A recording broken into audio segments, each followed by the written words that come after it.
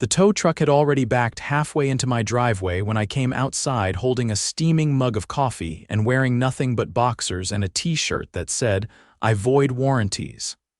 "Hey," I yelled, stepping barefoot onto the concrete. "That's my truck." "What the hell do you think you're doing?" A woman with frosted blonde curls, sunglasses the size of dinner plates, and a clipboard like it was her badge of honor, turned to me with the self-righteous posture only a true HOA Karen could muster. "I'm Wilma Cartwright." "I'm the president of the Meadowbrook HOA," she said, like she was introducing the Queen of England. "And that monstrosity of a truck violates our community guidelines. It's unsightly." "My truck is parked in my driveway," I said, walking toward the tow operator, "and it's clean and legal. And I've lived here for 6 years without a single issue." Wilma didn't blink. "The HOA passed an amendment last month. No commercial vehicles allowed. That includes anything with visible toolboxes or racks." "This isn't a commercial vehicle," I said, pointing at my F-250. "It's my personal truck." "I'm a carpenter. That rack holds my gear. It's not like I'm running a junkyard." The tow driver looked uncomfortable. "Sir," she said, "it was cleared by the HOA. They already signed the paperwork." "I didn't sign anything," I snapped. "And unless you've got a court order or a police officer backing you up, touch my truck again and I'll charge you with trespassing." He backed off immediately. Wilma huffed. "You can't threaten contractors. That's a violation too." I pointed at the edge of my property. "You're on my land, Wilma." "You're not above the law just because you hold a clipboard." That's when she pulled out her phone. "You'll be receiving a fine for obstruction and hostile behavior. This is why we need stricter enforcement." "Fine me all you want," I said, turning to go back inside. "It won't hold up. You'll be hearing from the board," she sang out as I closed my door. I didn't even bother responding. Because what Wilma didn't know, what the entire HOA didn't know, was that I had done some digging last year when they tried to force me to repaint my house beige. And what I found sitting in the county archives changed everything. I didn't just own my house. I owned the street.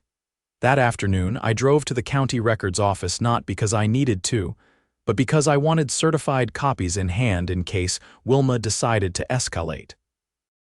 The clerk at the desk, a guy named Ron who always wore Hawaiian shirts like he was allergic to stress, handed me the folder without needing more than my parcel number. "Still causing trouble over in Meadowbrook?" he asked, flipping through the documents before stamping them. "HOA tried to tow my truck this morning," I said, "from my own driveway." Ron gave a low whistle. "They're either bold or stupid, probably both." I tucked the papers under my arm. "I figure it's time I reminded them who actually owns the land under their power trips." What I had in those documents wasn't just a property title. The original subdivision plat, dated back to the late 70s, showed the street I lived on, Wisteria Hollow, was never deeded to the city. It was private. And unlike the rest of the Meadowbrook development, which had developer-transferred rights to the HOA after construction, mine remained in a separate section and oversight in the original annexation. The road, easements, even the storm drains, they were all bundled in my parcel, which made me, legally, the sole owner of the street. The HOA had no jurisdiction over it. Never had. By the time I got home, a bright yellow violation notice was taped to my front door. I peeled it off and read the fine print. According to them, I now owed $250 for non-compliant vehicle storage and another $100 for verbal aggression toward board-appointed personnel. I laughed out loud. Now they were just inventing things. I walked inside, pulled up the HOA covenant on my computer, and started highlighting every clause they were breaching. I wasn't planning to make a scene, not yet, but I knew exactly how I'd make it public. The next day, I attended the HOA's monthly board meeting. It was held in the clubhouse at the other end of the neighborhood, a building that looked like a dental office and smelled like dry carpet. The room was half full, mostly older residents who came for the free cookies, and to make sure no one put up a fence taller than 6 feet. Wilma sat at the center of the folding table, flanked by 2 other board members, Gary, who wore a Bluetooth earpiece like it was surgically attached, and Lorna, who once tried to get a neighbor fined for putting up Halloween decorations before October. I walked in carrying a cardboard tube and a manila folder. Wilma spotted me and gave a tight-lipped smile that didn't reach her eyes. "We'll begin public comment shortly," she said without looking up. "I'm not here for comment," I said. "I'm here for correction." People turned. A few eyebrows went up. Wilma tapped her pen. "If you have a complaint, you'll need to submit it in writing.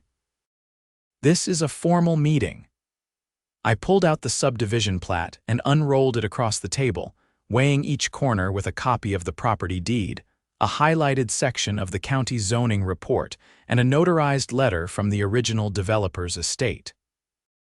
"You issued a fine against me for violating a rule you have no authority to enforce," I said. "Because as of the last recorded plat, this street Wisteria Hollow is privately owned, by me." Gary leaned forward, squinting at the documents. "That can't be right." "We maintain those roads." "You mow the grass next to the sidewalk," I corrected. "That's not the same thing. The pavement itself, storm runoff, mailbox easement, all mine. You'd know that if you bothered checking county files before acting like a feudal council." Lorna's eyes darted over the plat. "This has to be a mistake." "It isn't," I said. "I confirmed it with the county twice. You can call Ron down at the records office if you want. He'll tell you the same thing." Wilma's tone turned icy. "Even if that were true, you're still part of the HOA. Your property was included in the annexation." I flipped to the back page of the deed and pointed. "Except it wasn't. My lot was subdivided before the HOA was officially formed. You can't retroactively annex a property without the owner's consent, and guess what? No record of my signature, no vote. No agreement, which means your rules don't apply to me, never have." A murmur rippled through the room. Wilma straightened her papers. "This is a disruption. If you don't leave, we'll call security." "Go ahead," I said. "But before you do, you might want to talk to your legal committee." I slid a letter across the table. "Certified, dated, addressed to the HOA's legal counsel. This is a cease and desist," I said. "Any further attempts to enforce rules on my property, issue fraudulent fines, or trespass will be met with legal action. You have no jurisdiction. And by issuing fines under false authority, you've already opened yourselves up to civil liability." Gary looked like he wanted to be anywhere else. Lorna stayed silent. Wilma tried to regain control. "You're not the only one affected by these rules. The guidelines were voted on by the community." "And I'm not part of your voting pool," I said. "You've been enforcing rules on property you don't govern." "That's illegal." "You can't just exempt yourself," she snapped. "I didn't exempt myself," I said. "The law did." And that's when I dropped the real bomb. "By the way, since I own the street, that includes the right-of-way, which means your security patrols. The ones who drive up and down Wisteria Hollow twice a day, they're trespassing. Unless they get my written permission, they're not allowed on my road." Now the room was silent. I gathered the papers, put them back in the folder, and looked around. "I'm not here to cause chaos. I just want you to stay in your lane, literally. And if I see one more tow truck anywhere near my property, I'll call the sheriff. I've already filed a complaint with the county attorney's office regarding unauthorized enforcement. They're taking it seriously." I turned and walked out, leaving the board to stew in their own mess. The next morning, I had 2 visitors. The first was a deputy from the county sheriff's department. He knocked politely, introduced himself, and asked if I had a moment to go over my complaint. I brought him inside, showed him the documents, and he nodded slowly as he took notes. "We've been getting more of these lately," he said. "HOA's overstepping their bounds, but this is different. They tried to tow your vehicle off land they don't even control." "Exactly," I said. "And they're issuing fines without legal basis. That's fraud." "We'll be passing this to the county prosecutor," he said. "If they issued citations under false authority, there could be criminal implications." He left, and I felt a weight lift. I wasn't just defending myself now, I was setting precedent. The second visitor came just after noon. a man in his mid-60s with calloused hands and a sun-creased face. He introduced himself as Tom, one of my neighbors from further down the street. "I heard what happened at the meeting," he said. "I've been butting heads with them for years. They fined me once for planting tomatoes too close to the sidewalk." I raised an eyebrow. "That's not even in the bylaws." "Doesn't matter," he said. "Most folks just pay the fine to avoid the hassle, but what you did. That took guts." "More like paperwork," I said. "But thanks." He looked around. "You ever think about organizing the rest of us? If they've been enforcing rules illegally, maybe it's time we hit back." I smiled for the first time in days. "Oh, I've been thinking about that a lot." The following week, something shifted in the neighborhood. It wasn't just the way people looked at me when I passed them on the sidewalk, it was the way they slowed down, nodded, or stopped their conversations mid-sentence. One couple even waved me over as I was walking my dog and asked if I could help them contest a fine for having a wind chime. A wind chime. I started keeping a folder for the complaints. By Friday, it was nearly full. Dozens of residents, some I barely knew, dropped off printouts, notes, even photographs of violation letters they'd received over the past year. There was a pattern, and it stank of something worse than petty rule enforcement. Most of the fines were issued by one of two board members, and there was no record of any official vote or hearing for more than half of them. I invited Tom back that weekend, along with 3 others from the street who had similar stories. We sat around my kitchen table, passing around copies of HOA letters, annotations from the covenant, and a spreadsheet I'd started compiling to track the dates and amounts of every fine issued. "You see this?" I said, pointing to a row highlighted in red. "This one's from last fall. A resident was fined for leaving a construction trailer in front of their home for more than 12 hours. But here's the thing, there's no mention of construction trailers anywhere in the original guidelines. That clause was added later, and I checked the amendment vote never happened." Tom leaned back in his chair. "So they're making up rules and pretending they're official?" "Worse," I said. "They're charging people money based on rules that don't legally exist." A woman named Carla, who lived 2 streets over, flipped through another stack. "Here's the one they gave me for having excessively bright porch lights. I asked for the standard they used to determine that, and they never responded, just threatened to escalate it to collections." There was a long pause as the weight of it settled in. "They're not just overreaching," I said. "They're running a racket. And I think I know why." I walked over to the living room and came back with a folder I hadn't opened in months. Inside were the last 5 years of HOA financial statements, which I'd requested under the state's transparency law that required all HOA expenditures to be made available to residents upon request. I dropped the folder on the table and flipped straight to the most recent year. "Look at this line item," I said. "Legal consultations $32,000, but there's no mention of any lawsuits or legal actions in the meeting minutes, nothing to justify that amount." Tom rubbed his jaw. "Could be a shell game, looping payments back to someone on the board." I nodded. "That's what I thought." So I ran the contractor IDs listed in the payments through the state license database. I turned my laptop around so they could see the screen. One of the legal consultants is a firm registered to a P.O. box in another city, and the listed principal, Lorna's niece. The other one belongs to a company that hasn't been active for over a year, but they're still getting paid. Carla leaned forward. "That's fraud, and it gets better," I said. "I reached out to a friend who does forensic accounting. They took a look at the numbers and said it looks like they're laundering the fines through fake consulting fees. It's not just bad governance, it's criminal."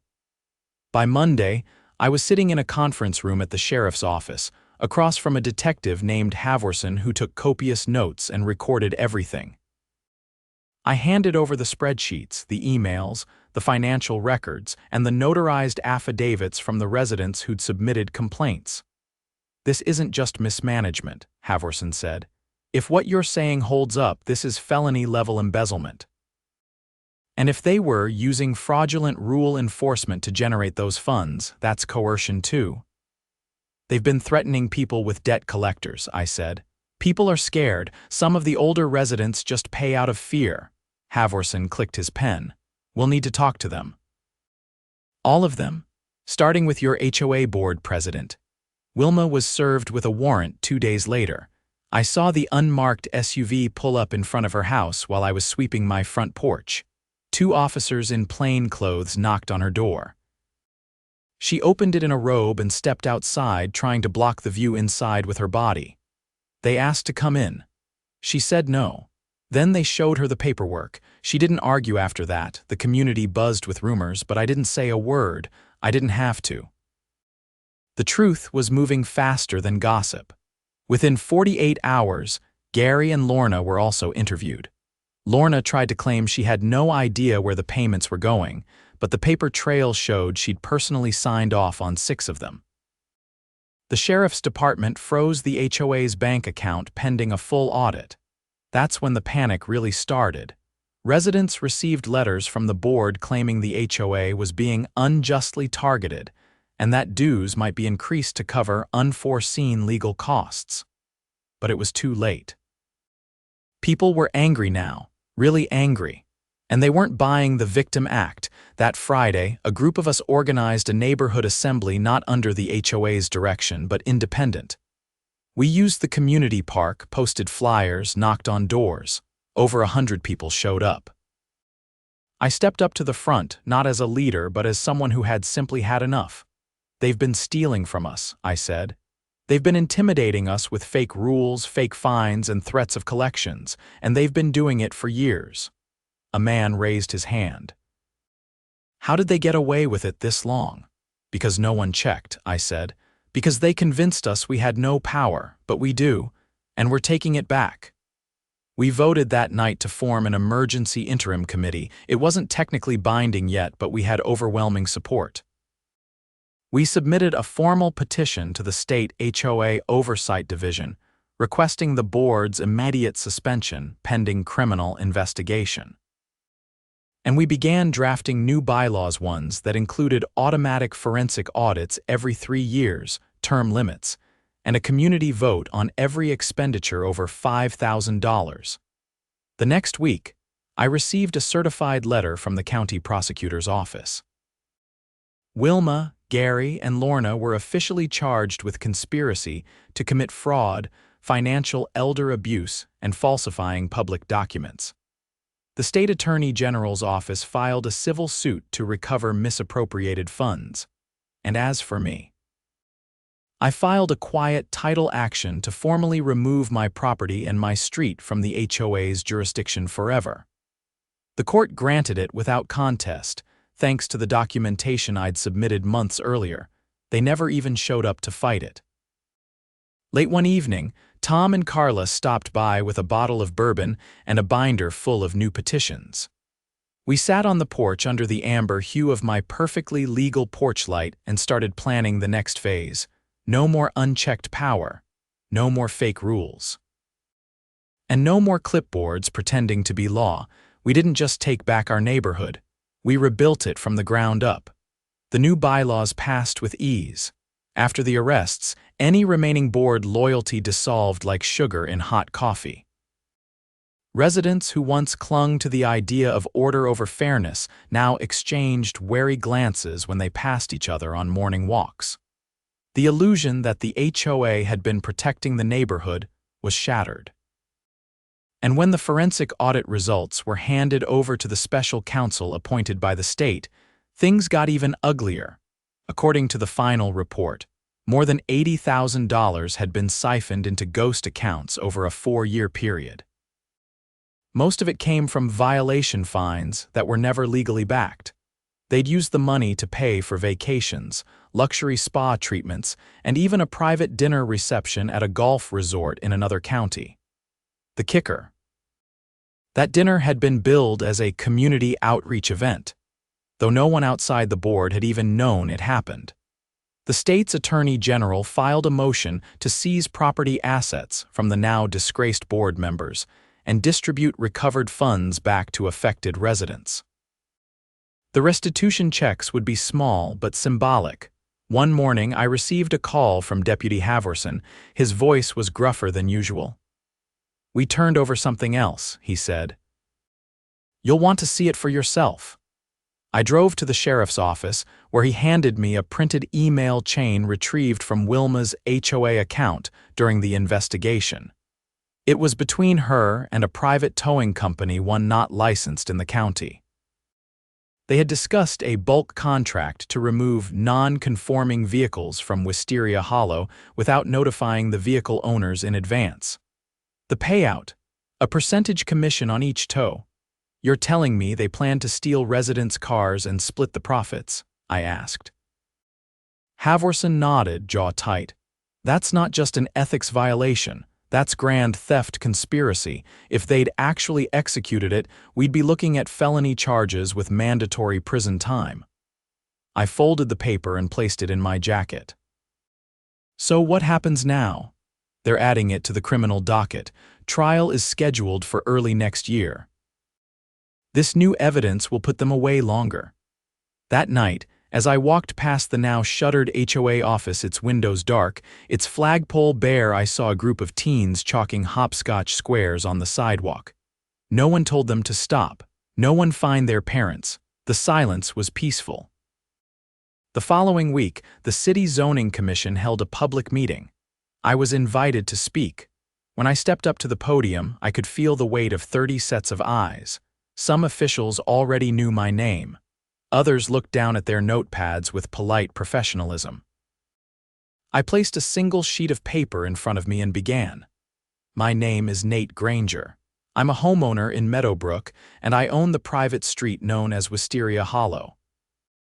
I'm here to formally submit a petition to reclassify the road as a community easement under restricted access, with protections for residential parking and a prohibition against enforcement by any unlicensed or unvetted entity." There were no questions. The vote passed unanimously. That single reclassification meant no future HOA, no matter how reorganized or rebranded, could claim jurisdiction over the street again. The law had spoken. Permanently. 2 months later, we held an election not for board members but for a new neighborhood council. A volunteer body with no real power, just purpose. Their role would be to help organize community events, mediate disputes, and act as a liaison with the city, not enforce arbitrary rules. It was a model adopted from a neighborhood in Vermont, one that prioritized cooperation over code enforcement. I didn't run for a seat. I'd done my part. Instead, I helped with the technical side, setting up secure voting, digitizing meeting minutes, and establishing a transparent ledger for donations and expenditures. We even launched a community website where residents could post announcements, offer help with home repairs, and share photos from block parties. One Saturday, Tom dropped by with a stack of old HOA newsletters, all of them stamped with Wilma's signature. "You want to keep these for evidence?" he asked. I thumbed through them. They were full of passive-aggressive language and veiled threats about lawn height, mailbox paint, and unauthorized bird feeders. "No," I said. "Let's shred them. I've got enough fire starters for a decade." That afternoon, we held the first neighborhood cookout in years. No permits, no clipboard inspections, just burgers, kids running through sprinklers, and music from a Bluetooth speaker someone placed on a lawn chair. Even the couple who used to glare at everyone from their porch came out and brought lemonade. As the sun dipped behind the rooftops, Carla approached me, holding a plastic cup and looking more relaxed than I'd ever seen her. "You ever think you'd be the guy who changed a whole neighborhood?" she asked. I shook my head. "I just didn't want my truck towed," she laughed. "Well, you ended up dragging a lot more into the light than just your toolbox." "Sunlight's good for the whole street," I said. A few weeks later, I received the official court notice. The charges against Wilma and the others had been upgraded to include wire fraud and obstruction of justice. It turned out they'd tried to delete emails once the investigation began. The prosecutor wasn't pulling punches. Trial was set for early spring. I didn't attend. I didn't need to. The wheels were turning without me now. Instead, I spent my time on the porch, building a new planter box from leftover cedar. A boy from next door rode his bike past and waved. His mom followed behind, pushing a stroller. No one avoided eye contact anymore. No one worried if they'd be punished for leaving a garbage bin out a few hours too long. One afternoon, I got a letter in the mail. Not a fine, not a threat, just a thank you card. Inside, it read, "You gave us our neighborhood back." With gratitude, the residents of Wisteria Hollow. I kept it pinned to my workshop wall, right above my racks of hand tools, the truck, still in my driveway. Clean, parked legally, and now with a custom license plate that read, SDR Towner. No one ever tried to tow it again.